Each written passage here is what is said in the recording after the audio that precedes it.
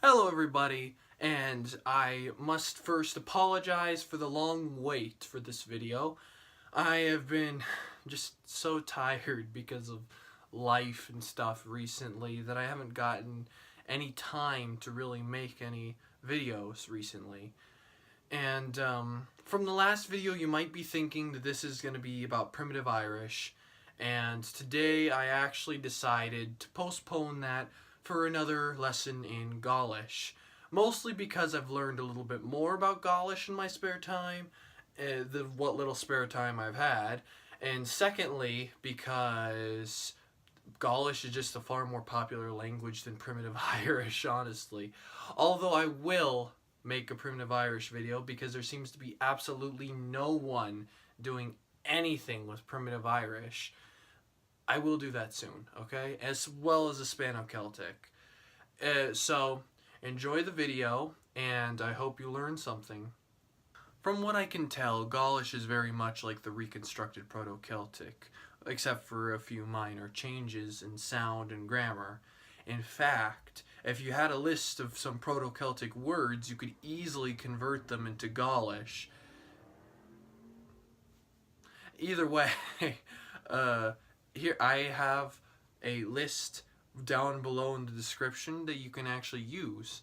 And here in a second, I will show you the list of changes that I somewhat compiled. Now these are somewhat accurate. I'm not sure how accurate all of these are because there's very few changes and sometimes it's a bit of a stretch.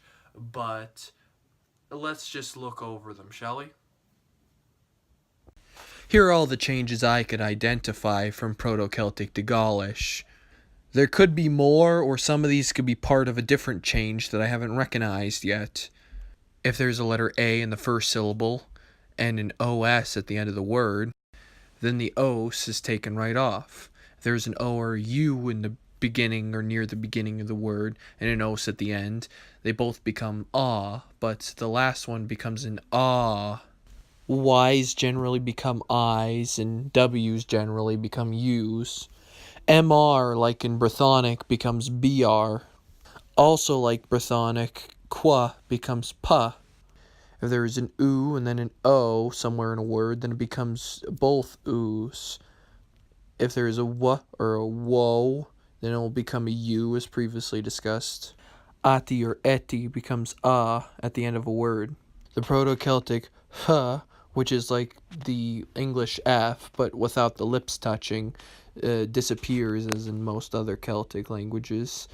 Wos or yos at the end of the word becomes vo. Or, yeah. M at the end of the word disappears. E with an I and a Y becomes Y, and I'm guessing this happens when there's a W and a U next to each other as well. A consonant, I, and a consonant become a consonant E and a consonant.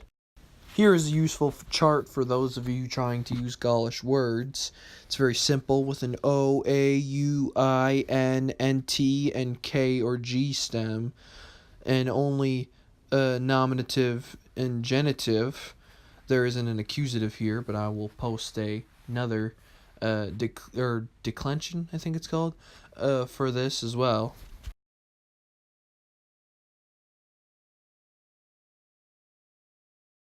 This is the chart of the endings that we pretty much know. It's pretty simple. It's got the basic stems, and it's got nominative, genitive, accusative, dative, locative, and instrumental, as well as singular and plural.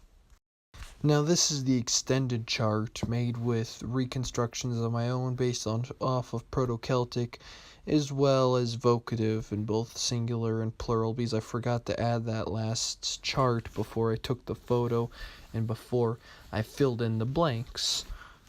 As you can see, it's actually pretty similar to Common Brythonic, with our O stem, A stem, U stem, I stem, N stem, consonant stem, K or G stem, and R stem.